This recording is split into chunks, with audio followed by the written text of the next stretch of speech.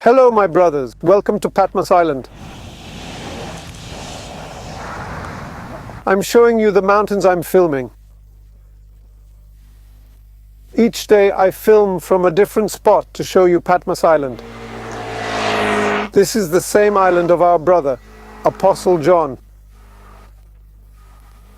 Note this, what he saw nearly 2,000 years ago hasn't changed. What you see today is what he saw then, this island. Look at the water's color. It's clean and beautiful.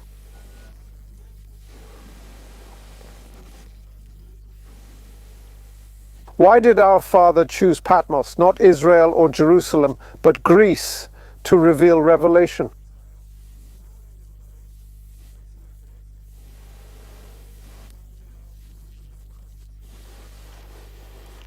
It's simple to understand.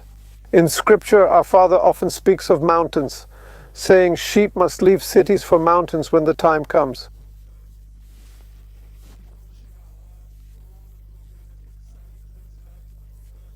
We are the sheep. Our Father prepared a place in the mountains for us for 1,260 days, likely when the 8th king takes the throne. Why the mountains? Mountains offer pure water and fertile land. We can plant seeds, water them, and have food for 3.5 years. Today's generation can't even grow a tomato. Shows how dependent we've become. We rely on buying everything on earth. We've turned into a helpless generation. The system trapped us into buying all we need.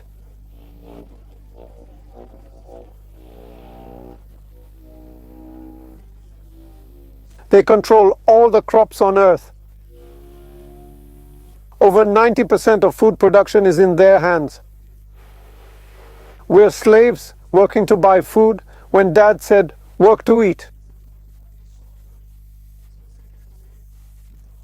Just take the seed, and that's what he meant.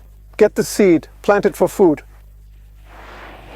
We weren't meant to work for cars, houses, and all that junk.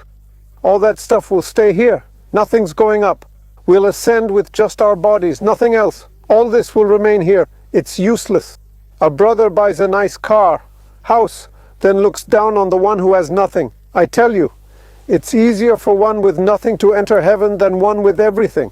The Messiah himself warned us about this. This is the island of Patmos. I'm here to read Revelation and reveal what happened and what's to come. Everything that's happened and what's about to happen. If I'd gone somewhere else, you probably wouldn't believe me or want to listen. But I came to Patmos Island because it's crucial you have a map to leave Earth and big cities in time.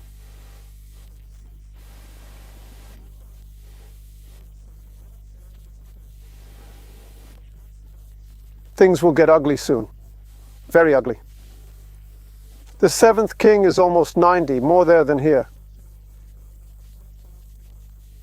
Prophecy said he'd stay briefly, but he's been around long. I think it's been too long already. 7 years is a long time. And the 8th king is coming soon. He comes from one of the 7. Now let me ask you, if I enter a cemetery and you see me leaving, am I coming from the dead?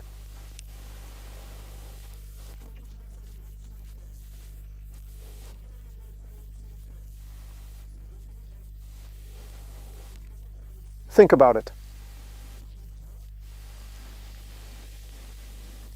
That's what our brother John saw. The 8th king rises from the abyss. The abyss is a cemetery, right? It's not hell, but a graveyard for the dead. That's what the abyss is. So when our Messiah showed John the vision, he saw the 8th king emerge from the abyss.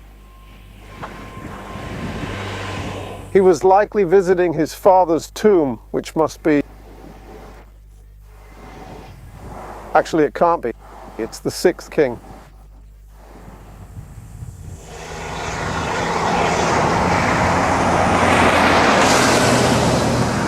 Now, let me ask you something. Picture this with me. You're at a cemetery late afternoon or evening, maybe for a wake, and you're there in what used to be called the abyss. The abyss of the dead. You're inside the cemetery. Then you decide to leave. There are people across the street. They see you coming out of the cemetery, the abyss of the dead. Does that mean you came back from the dead? Religious leaders teach that the eighth king rises from the dead.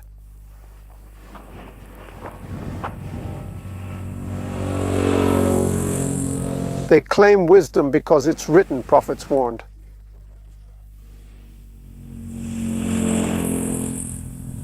These pastors understand nothing.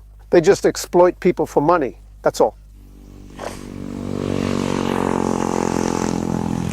Now tell me, how many preachers have come to Patmos? Name one who came by their own hard work. Most come here using tithe and offering money.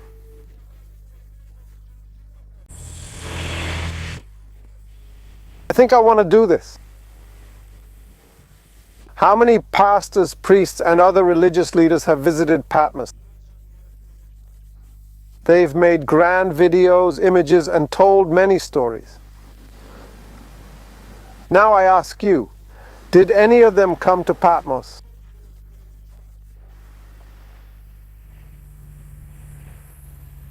With money they earned themselves? Or did they use money from their flock, exploiting them through tithes and offerings? Do you think these men are worthy? They exploit their flock, take their money, come to Patmos, and create a beautiful story to extract even more? Do you think you should trust these men? I am here on the island of Patmos. I have no gold or silver, but what I received was free. And just as I received it freely, I'll give it freely. As I received it for free, I give it to you for free. I came to Patmos, not with tithes or offerings from the flock. Actually, I've never been tainted by these religious prostitutes. Our Messiah clearly states, mixing with religion contaminates you. You lose your virginity. What did he mean by that? Let me try to explain. As kids, we consume what our parents provide. If they took us to Catholic, Protestant, or spiritualist churches, it's their choice, not ours. We go because they take us. So when you're a child attending religious services, our Father doesn't hold it against you as it's your parents doing. It's not your fault. But once you're an adult, aware and wise, choosing to engage with religious systems, you lose your virginity. What's engaging with religious systems? Participating in their crazy practices, tithes, offerings, communion, all that nonsense. That's how you lose your virginity.